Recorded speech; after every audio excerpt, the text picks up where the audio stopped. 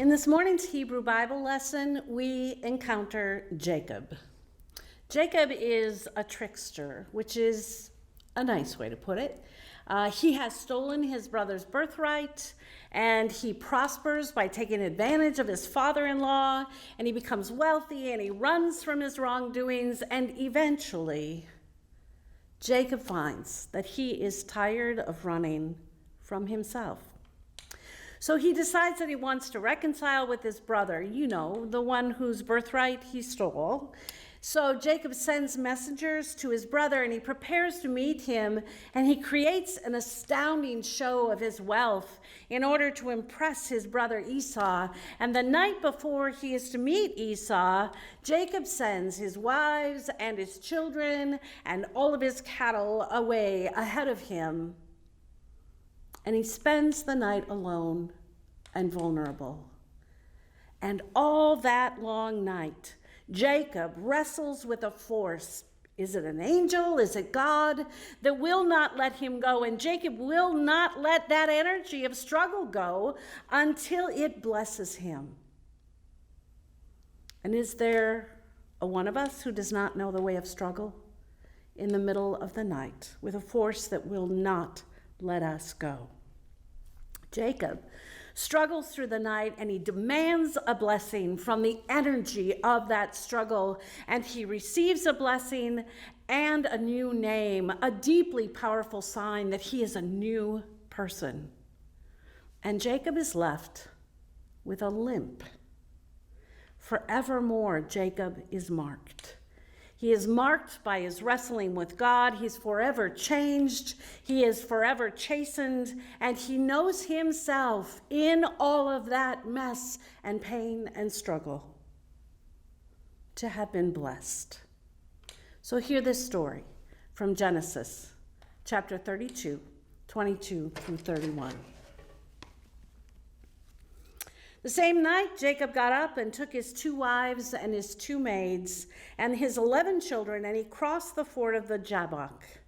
And he took them and sent them across the stream, and likewise everything he had, and Jacob was left alone. And a man wrestled with him until daybreak.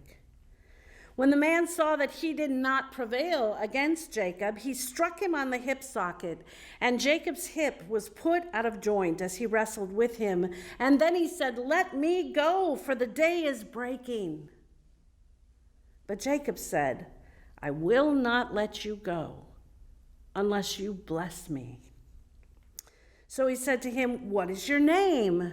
And he said, "Jacob." And the man said, "You shall no longer be called Jacob, but Israel. For you have striven with God and with humans, and you have prevailed." And Jacob asked him, "Please tell me your name." But he said, "Why is it that you asked my name?" And then he blessed him. So Jacob called the place Peniel, saying, "For I have seen God face to face, and yet my life is preserved." The sun rose upon him as he passed Penuel, limping because of his hip. And therefore to this day, the Israelites do not eat the thigh muscle that is on the hip socket, because he struck Jacob on the hip socket at the thigh muscle. May God add a blessing to the reading of this word. Because Jacob does not run from his struggle with God, he receives a new name, Israel. And it's a name that means you have striven with divine and human beings, and you have prevailed, and you have wrestled with God, and you hung in there. Listen, what this story has to teach me is this: we all run. At one time or another, we bend our moral rules, or we tell ourselves tales that we know don't serve us. We self-medicate, and we act out, and we sometimes cheat, and we are capable of deep dishonesty with ourselves and with others. And there comes a time when we get tired of running from our self-made calamities, so we stop.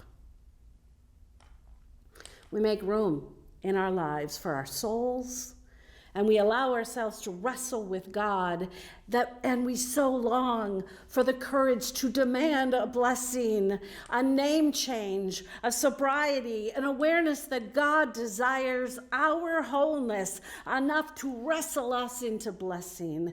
And healing does not come easy.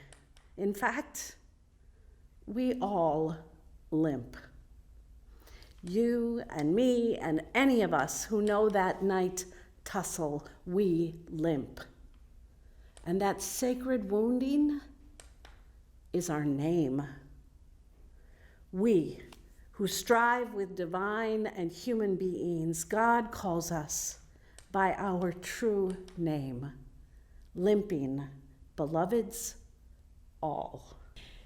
In today's telling of a well-known miracle story, it matters to know this.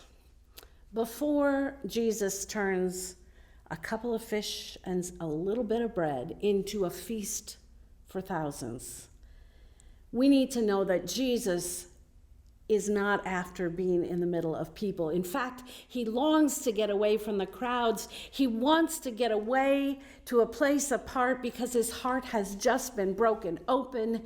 He has just learned that his beloved cousin John has been beheaded as some sort of sick party trick for Herod and his court.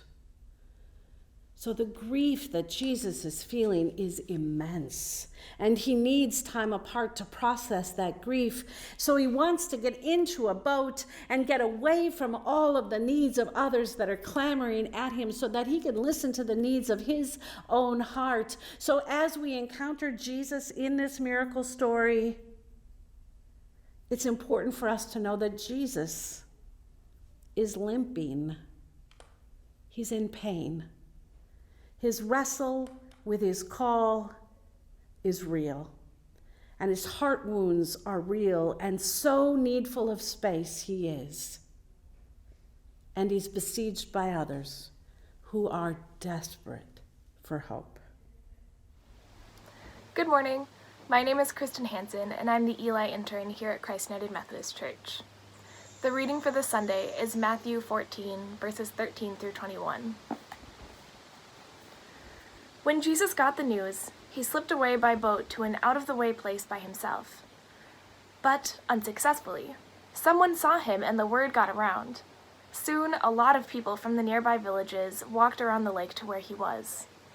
When he saw them coming, he was overcome with pity and he healed their sick. Toward evening, the disciples approached him. "We're out in the country and it's getting late. Dismiss the people so they can go to the villages and get some supper."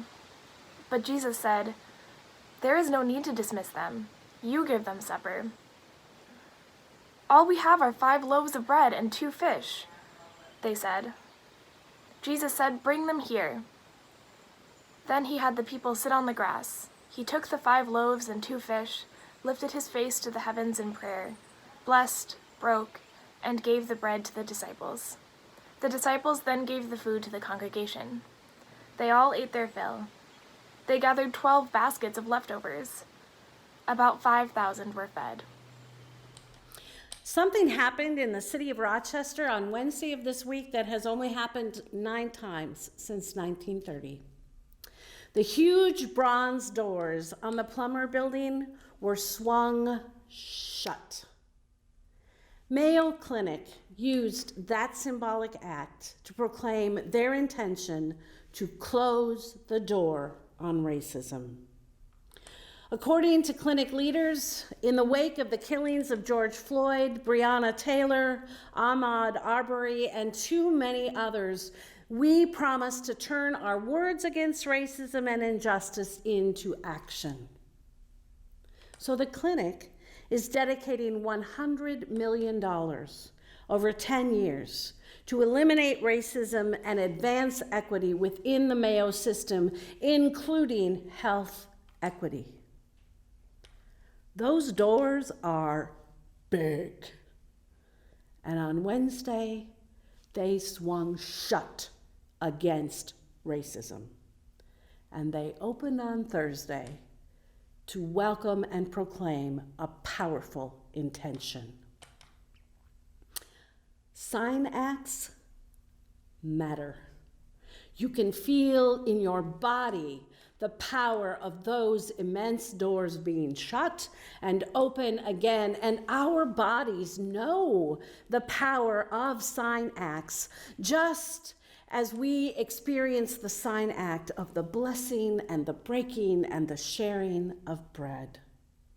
Just as we can feel the hot sun on our heads on that long ago day when Jesus was grieving so, and those who sought him out were starving for hope, and their bodies knew hunger and the desire for justice, and the temptation for Jesus to send them all away and get out of there had to be so intense. But what he did is he opened his heart and he felt compassion for the needs of those around him. And he did this so very important thing still. Jesus does this so very important thing. He reminded the disciples then, and he reminds us still, that we have all that we need in order to feed the hungry. He says to those overwhelmed by need disciples, you give them something to eat. And they do. They bless and they break and they share, and all are fed with leftovers. Every year, for 38 years, Christ United Methodist Church has blessed and sent teams to Appalachia to make homes safer, warmer, and drier. It is a youth trip, and there are adult leaders that go. And this year was the first year for 38 years that we did not send a team of disciples out into the needs of the world. Every year, we know that the experience that our youth have and our adults experience through ASP, Appalachian Service Project, is a really intense, holy kind of wrestle with God. We intentionally put ourselves in a place of wrestling with the discomfort that God sends our way, because we put ourselves in challenging situations far from home, wielding tools that we're not familiar with, and encountering poverty and life in ways that we can little imagine. And every year, those who go on the ASP trip come back changed by their wrestle with God. They come back blessed by having struggled with a world and a reality far from their own, and they come back knowing that miracles do happen still. A thing that they thought was small, their own selves and their own hopes, those things, like the long ago bread and fish, those things are blessed and they are broken open. And Jesus and their leaders tell them, you give them something to eat. You give them a roof. You give them a floor or a wall or a porch or a kindness to their children or goodness with them. And those who go out on mission do that kind of ministry work. And the hungry for hope are filled, and the helpers and the helped become impossible to tell apart.